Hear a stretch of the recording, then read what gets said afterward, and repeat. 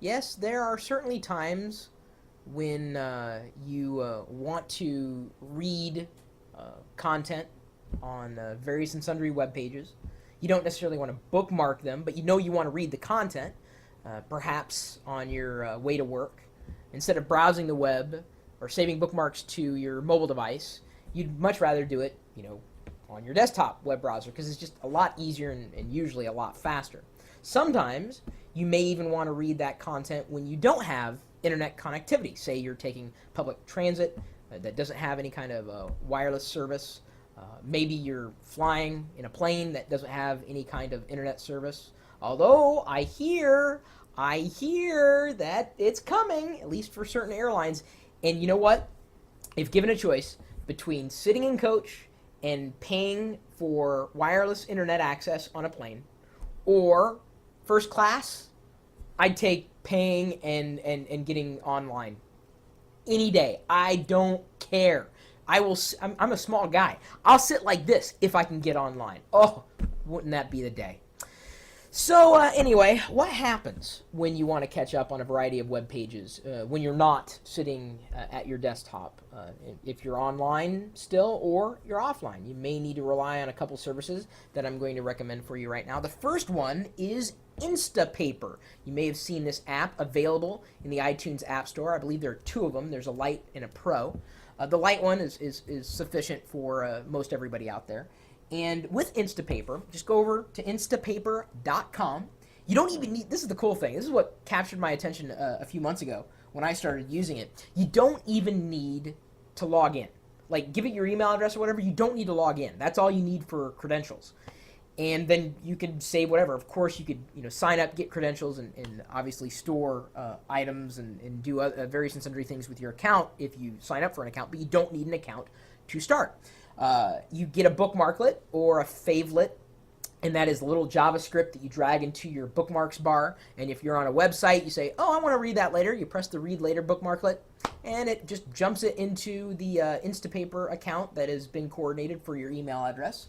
And that's it. Then you can go to instapaper.com on the web and give it your email address, and then it'll pull up web pages that may very well have been formatted specifically for mobile web browsing. And now there's offline for the iPhone and the iPod Touch, at least as far as Instapaper goes. So if you're looking for an offline reader for web pages, instapaper.com is what you're looking for, at least in relation to the iPhone or the iPod Touch. Either way, it's a good service for any kind of remote reading when you're not at your desktop and you want to catch up on that morning's headlines. Again, think about it. You wake up, you brush your teeth, you check your email, you're like, wow, I want to read all these stories, but I'm not going to have time because I got to rush off and then I got to catch the bus or the train or the plane or the whatever. And so then you just read later.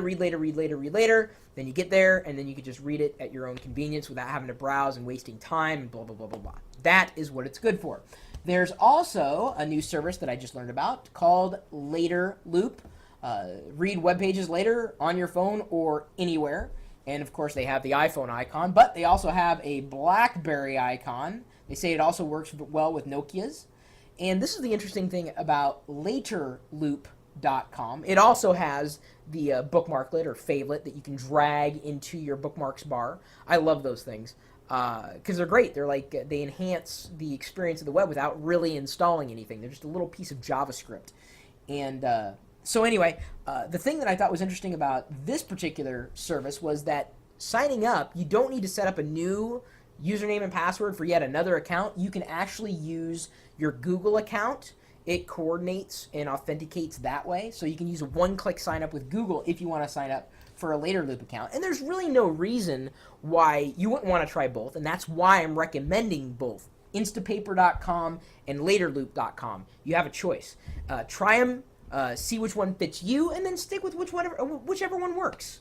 And then just don't use the one that you didn't find all that interesting or that didn't work for the way that you want to read web pages on your mobile device, potentially when you're online still or when you're offline. It makes it easier to coordinate the things that you're interested in when you're sitting at your desktop and the things that you want to catch up on when you're on your mobile device.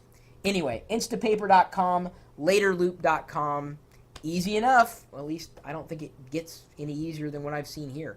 Maybe you know of other services like this, great for people who love catching up on reading when they're on the go. My email address is chris@pirillo.com. Feel free to drop me a line for any resource you care to recommend. Or maybe there's a resource that you care to steer people away from because you just thought was really, really, really bad. Is Avant Go still around? Man, I still remember using that. I had a Palm 7, and I used Avant Go, but I never really used it all that much.